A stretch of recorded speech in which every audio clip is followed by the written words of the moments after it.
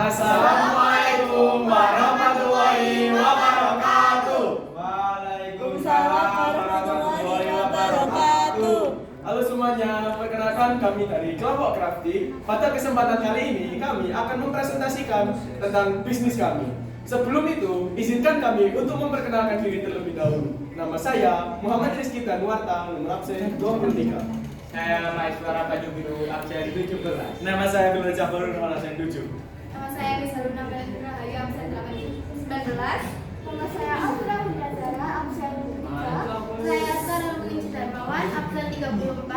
Saya Kina Radora Harita, absen 14. Kalian pasti tahu lah kalau kita ini punya latar belakang. Nah, yang latar belakang kita untuk membentuk bisnis ini yaitu industri tekstil di Sidoarjo menghasilkan banyak sekali limbah kain perca yang berpotensi mencemari lingkungan yang disebut oleh Rahmawati pada tahun 2024. Craftic mengatasinya dengan memanfaatkan kain perca melalui upaya upcycling dan patchwork menjadi produk eco fashion seperti tote bag dan gantungan kunci. Craftic adalah usaha kreatif yang mengolah limbah kain perca menjadi produk ramah lingkungan seperti tote bag, scrunchie, dan keychain dengan prinsip nol limbah. Craftic berkomitmen untuk mengurangi sampah tekstil dan mendukung kreativitas lokal. Setiap produk handmade yang didesain itu memiliki desain yang unik, mencerminkan kepedulian terhadap lingkungan dan berkelanjutan. Baik, di sini Crafty sendiri memiliki filosofinya. Yang pertama yaitu huruf C yang besar di depan, itu melambangkan keberanian, kepercayaan diri dan karakter kuat brand dalam menciptakan produk handmade yang berani tampil beda. C juga menjadi simbol creativity sebagai inti dari setiap karya Crafty. Yang kedua, di sini kita mengambil bentuk font script, yaitu menggambarkan kelembutan, ketelitian, dan sentuhan personal dalam setiap produk. Garisnya yang mengalir melambangkan proses handmade yang penuh dedikasi dan juga cinta. Kami mengambil warna merah marun untuk mewakili kehangatan, kemewahan, dan ketulusan. Warna ini juga memberi kesan elegan sekaligus ramah, mencerminkan semangat Crafty dalam menghadirkan produk yang bernilai estetik dan emosional. Dan yang terakhir, elemen bintang pada huruf I melambangkan kilau ide dan inspirasi, tanda bahwa karya Crafty memiliki cerita dan keunikan tersendiri, bukan sekedar produk tapi hasil karya dengan jiwa. Nah, Crafty juga memiliki visi dan misi. Yang pertama, visinya yaitu menjadi usaha kreatif yang memanfaatkan limbah kain perca menjadi produk ramah lingkungan, bernilai estetika tinggi, serta mampu meningkatkan kesadaran masyarakat terhadap pentingnya daur ulang dan ekonomi hijau. Untuk misi Crafty sendiri yaitu mengolah limbah kain perca menjadi produk kreatif, estetis, dan bernilai tinggi. Misalnya ada tas, aksesoris, dan dekorasi rumah. Yang kedua adalah mengedukasi masyarakat tentang pentingnya daur ulang.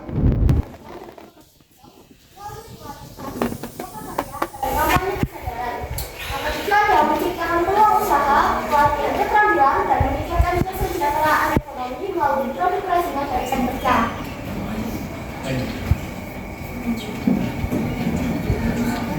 Berikut adalah bisnis model kami yaitu BMC yang akan kita bahas. Yang pertama adalah key partnership. Key partnership kita ada 4 kerjasama yaitu penjahit atau konveksi.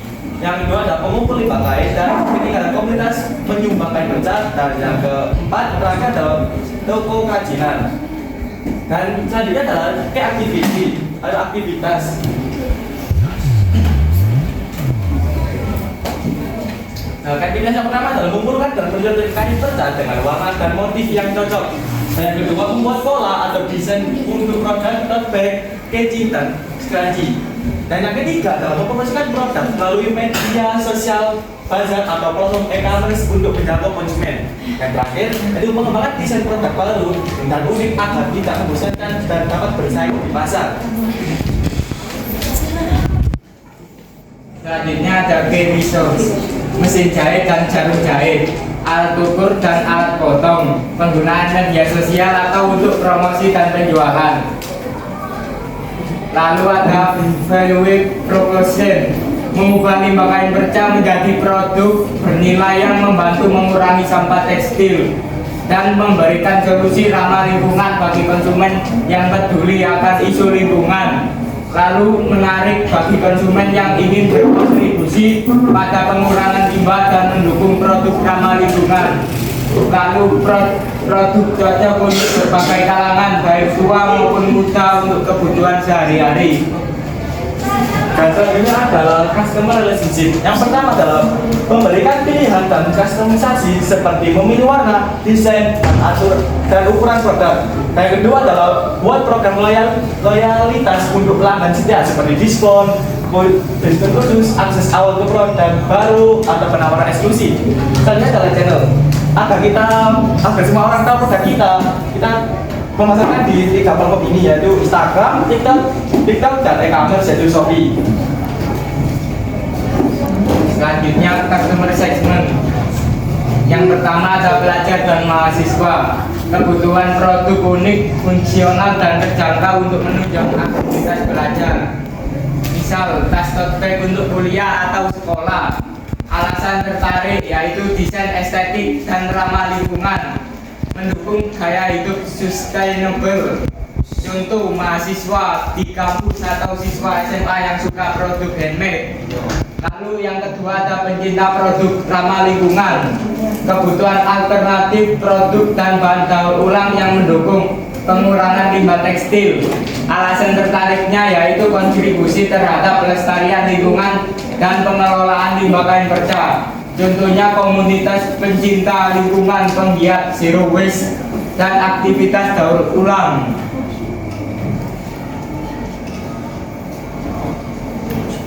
Untuk struktur yang pertama ada biaya produksi itu 30%, biaya packaging itu 15%, biaya operasional 10%, biaya SDM 12%, biaya pemasaran dan promosi 10%, lalu biaya kerjasama dan implementasi 10%, biaya riset dan pengembangan atau R&D 10%. Terlihat dari stream, ini kita membentuk piramida. Yang paling bawah adalah paling banyak pendapatan kita. Jadi yang paling bawah adalah fee tote bag, dan yang selanjutnya adalah fee scrunchie dan fee paket bundling, dan yang paling atas ada fee kece.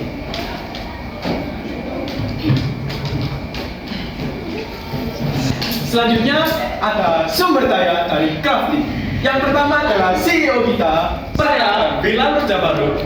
Saya Muhammad Rizky Tanwaka sebagai CFO. Saya Maeswara Banyu Biru sebagai CCO. Saya Firafi Dandara sebagai CTO. Saya Misaluna Rahayu sebagai COO. Saya sekarang Rich Darman sebagai CMO. Dan saya Dinara Dwarengga menjadi CEO. Siap. Analisis TOWS. Strength 1. Bahan baku murah. 2. Produk ramah lingkungan. 3. Fleksibel dan mudah untuk dikembangkan. Weakness. Produk memerlukan waktu dan penelitian yang tinggi. Brandingnya masih kurang. Brand awareness-nya rendah. Opportunities 1. Trend fashion berkelanjutan. 2. Pasar online yang luas. Dan 3. Dukungan dari pemerintah dan komunitas UMKM.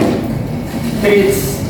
Produk pabrik bisa lebih murah dan cepat dibuat. 2. Kualitas bahan daur ulang rendah jika tidak selektif dan teliti. 3. Konsumen belum sepenuhnya paham tentang konsep daur ulang yang masih menganggap bahan limbah kurang berkualitas. Lalu ada strategi SO. 1. Membuat kampanye digital bertema pengelolaan limbah di media sosial untuk menarik konsumen muda. 2. Meningkatkan produksi dan promosi produk eco-friendly dengan menonjolkan konsep daur ulang dan ramah lingkungan. Lalu ada strategi SP. 1. Menonjolkan nilai keunikan dan handmade produk sebagai pembeda dari produk pabrik. 2. Seleksi bahan perca yang lebih kuat dan kombinasi bahan baru agar produk lebih tahan lama tanpa kehilangan ciri daur ulang. Lalu ada strategi WO. Satu, membangun identitas merek melalui media sosial dengan desain logo kemasan yang menarik. Dua, mengikuti pelatihan manajemen produksi atau menjalin kerjasama dengan komunitas pengrajin untuk meningkatkan kapasitas produksi. Lalu ada strategi WT. Satu, mengedukasi masyarakat tentang kerajinan limbah untuk memperkenalkan produk sekaligus mengedukasi. Dua, membuat desain simpel dan cepat dibuat agar bisa menyesuaikan tren pasar. Lalu kemudian ada analisis fiskal. Yang pertama ada politik.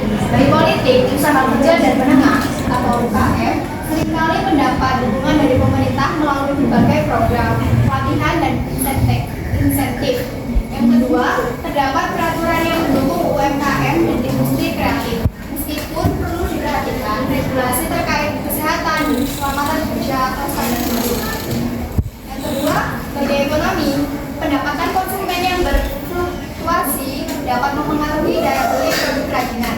Yang kedua, permintaan produk eco-friendly dan upcycle meningkat, menciptakan peluang pasar yang lebih besar bagi produk kerajinan kain perca. Yang ketiga, daya kain perca atau bahan baku lainnya dapat berfluktuasi tergantung ketersediaan dan permintaan. Bagi sosial, meningkatnya kesadaran masyarakat tentang isu lingkungan mendukung produk yang berasal dari limbah atau daur ulang seperti kain perca. Yang kedua, kerajinan ini dapat menciptakan lapangan kerja bagi masyarakat di sekitar, terutama para ibu rumah tangga atau kelompok rentan lainnya. Yang ketiga, konsumen semakin tertarik pada produk dengan cerita di baliknya dan yang dibuat secara etis. Yang berikutnya, bagi teknologi, pemasaran melalui platform online seperti e-commerce dan media sosial sangat efektif untuk menjangkau konsumen yang lebih luas. Kedua, kemajuan teknologi dapat membantu dalam desain produk yang lebih inovatif dan teknik produksi yang lebih efisien. Yang ketiga, peralatan sederhana dan mudah digunakan seperti mesin jahit standar sudah cukup untuk memulai produksi. Namun, alat modern dapat meningkatkan skala produksi.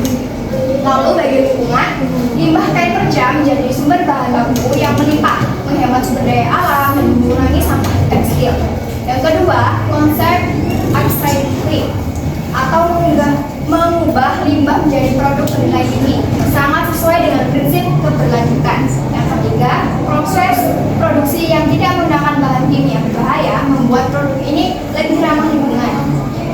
Lalu bagi hukum, terdapat undang-undang yang mengatur dan memberikan fasilitas bagi pengembangan UMKM, contohnya Undang-Undang Nomor 20 Tahun 2008 tentang usaha mikro, kecil dan menengah UMKM.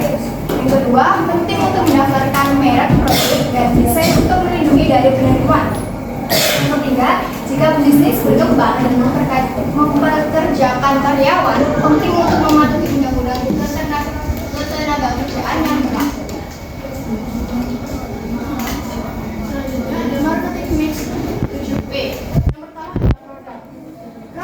Menawarkan tote bag kece dan scrunchie yang seluruhnya dibuat secara handmade dari kain perca, sehingga memiliki nilai keberlanjutan dan keunikan. Seperti yang lain, menawarkan keunikan baru.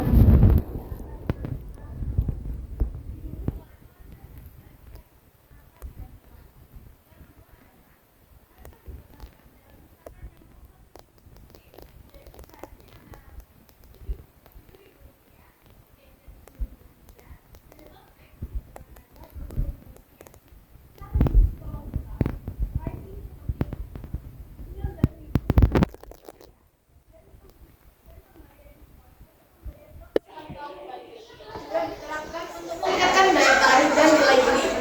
Yang ketiga ada place. Distribusi produk akan difokuskan pada saluran online sebagai tulang punggung penjualan dengan memanfaatkan marketplace seperti Tokopedia dan Shopee serta media sosial seperti Instagram dan TikTok untuk transaksi langsung dan pembangunan brand. Dan yang keempat, kegiatan promosi akan mengandalkan kekuatan konten visual di media sosial seperti video proses pembuatan crafting proses yang menarik dan user generated konten dari pelanggan. Yang kelima ada people. Sebagai pembuatan atau pengrajin merupakan ujung tombak yang harus dapat berkomunikasi dengan baik, menyampaikan cerita di balik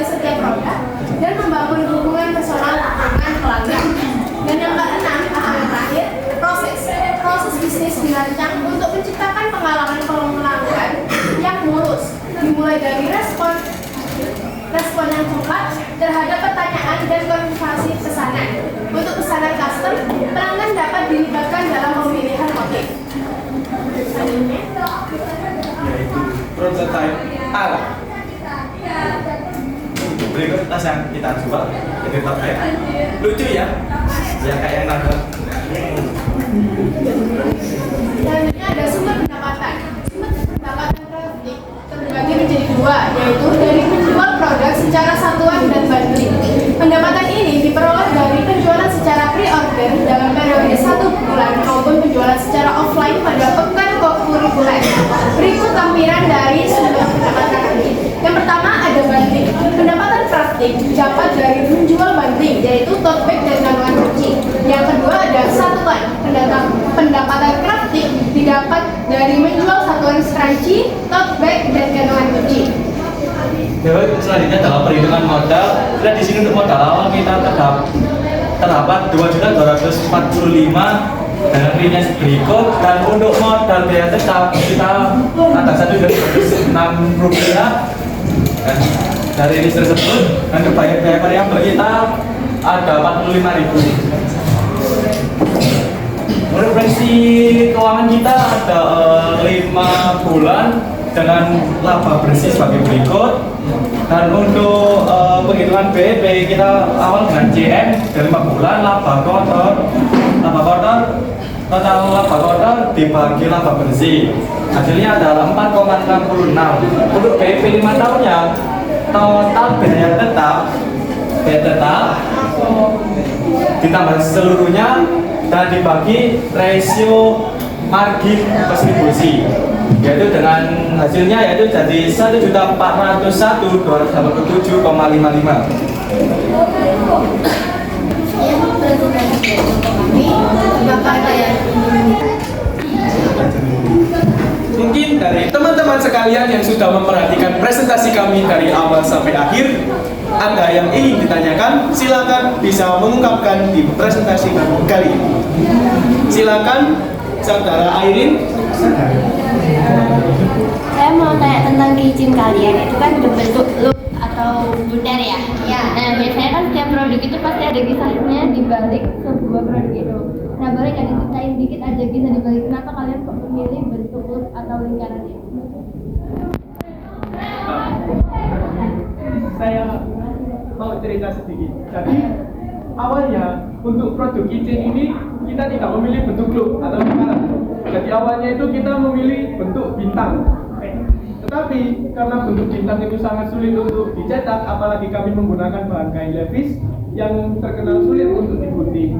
Jadi kami lebih memilih untuk menggunakan loop karena lebih mudah untuk dibentuk dan lebih mudah untuk didesain.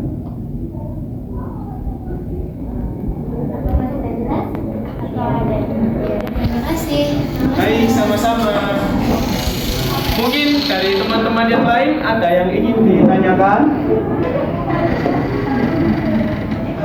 Oke, jika sudah tidak ada pertanyaan lagi, terima kasih sudah mendengarkan presentasi kami dari awal pembukaan hingga akhir pertanyaan. Mohon maaf apabila ada salah kata atau perbuatan. Kami tutup. Wassalamualaikum warahmatullahi wabarakatuh.